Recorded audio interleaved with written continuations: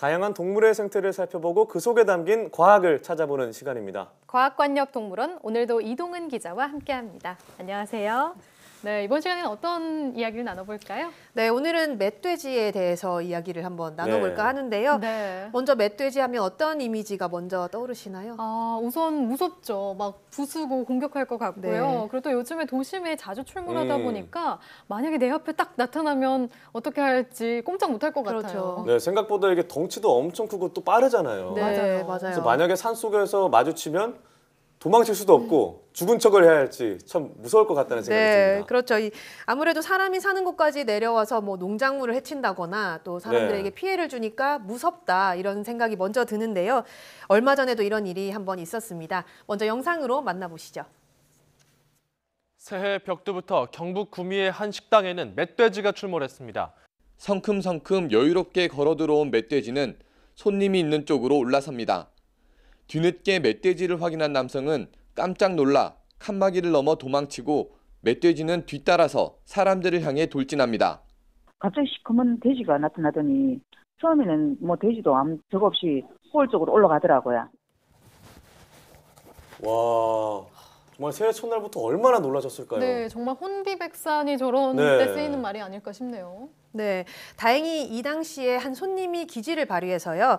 멧돼지를 출입구 쪽으로 유인했고 멧돼지는 식당에 들어온 지 한 40초 정도 만에 아무런 피해를 주지 않고 탈출에 성공을 했다고 다행히 피해는 합니다. 없었군요. 네. 다친 사람이 없었다는 게 네. 제일 다행이네요. 네, 그렇죠. 아까 두 분 앵커께서도 말씀하셨듯이 멧돼지 하면 뭐 먼저 부정적인 이미지를 먼저 떠올리게 되잖아요. 네. 네. 이렇게 멧돼지는 주로 사람에게 위협이 되거나 도심에 출몰해서 피해를 주는 나쁜 동물로 여겨지고 있습니다. 실제로도 멧돼지는 이런 이유로 유해동물로 지정돼 있기도 하고요. 네, 아무래도 그 멧돼지에 대해서 좋은 이미지를 떠올리긴 쉽지는 않은데 이렇게 멧돼지가 도심에 자주 나타나는 이유가 있을까요? 뭐 가장 큰 이유는 다들 아시다시피 네. 먹이가 부족해지기 때문인데요. 멧돼지는 잡식성이라서 물고기나 개구리 같은 작은 동물은 물론이고요.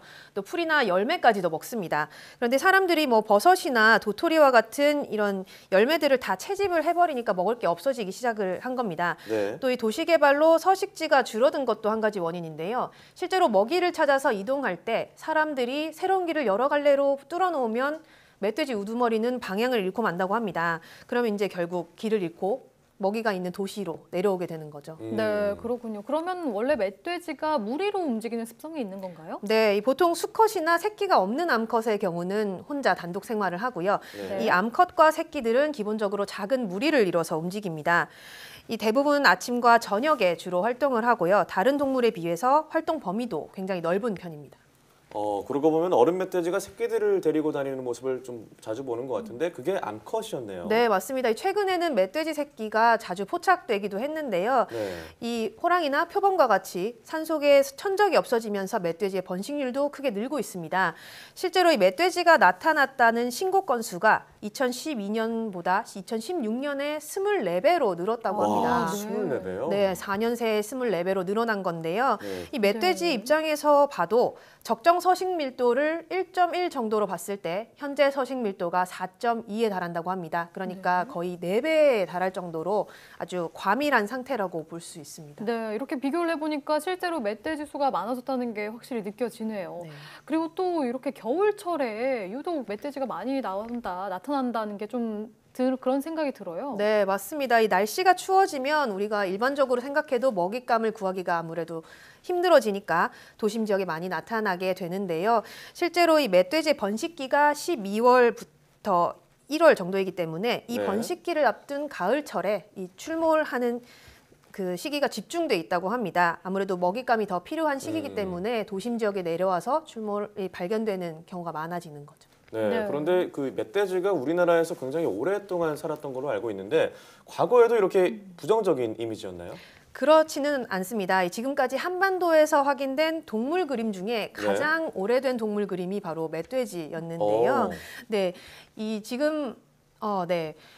7,000년 전 신석기 시대에 그려진 멧돼지 네. 그림을 한번 보여드리겠습니다. 아, 이게 멧돼지인가요? 중 잘 모양인가요? 모르겠는데요. 뭐 네. 물고기 비늘 같기도 그렇죠. 하고요. 언뜻 보면 사실 물고기에 가깝다고 볼 수가 있는데 네. 이 전문가들은 이 그림이 발견된 경남 창녕의 한 조개 무덤에서 멧돼지 뼈가 함께 나왔기 때문에 이 그림을 멧돼지다라고 추정을 했습니다. 아, 그럼 실제로 멧돼지일 수도 아닐 수도 있겠다는 생각이 네, 드는데요. 조금 미심쩍긴 하죠. 네네. 네, 그래서 정말 확실한 멧돼지 그림을 한번 보여드리겠습니다. 네. 이것 역시 이제 문화재에 나온 울산 대곡리 아, 네네. 반구대 암각화입니다. 고래들도 있고요. 혹시 찾으실 수 있으시겠어요, 동물이 멧돼지를? 많긴 한데 잘 보이지는 않네요. 네. 그렇죠. 아, 저기 네. 표시된 곳이 멧돼지인가요? 멧돼지입니다. 네. 네, 자세히 보면 이런 모습의 오. 이 돌벽에 새겨진 멧돼지의 모습을 볼 수 있습니다. 네, 사실 가까이 보니까 알겠네요. 네, 이 고대 멧돼지 그림으로는 가장 유명한 그림이라고 볼 수 있는데요. 이 방구대의 벽화 역시 신석기 시대 말에서 청동기 시대 사이에 오. 만들어진 것으로 추정이 됩니다.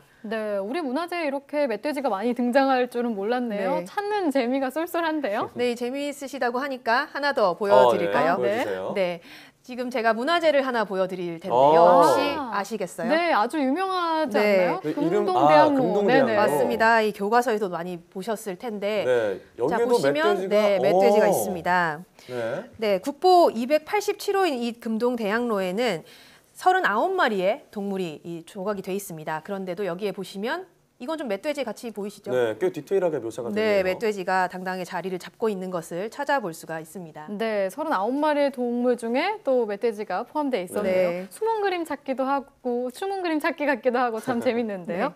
이런 걸 보면 우리는 선조들을 보면 지금처럼 그렇게 멧돼지를 부정적으로 인식한 것만은 아닌 것 같아요. 네, 그렇죠. 이런 문화재를 보면 알 수 있듯이 이 오랜 옛날부터 멧돼지는 우리 선조들에게 아주 중요한 동물 중에 하나였습니다.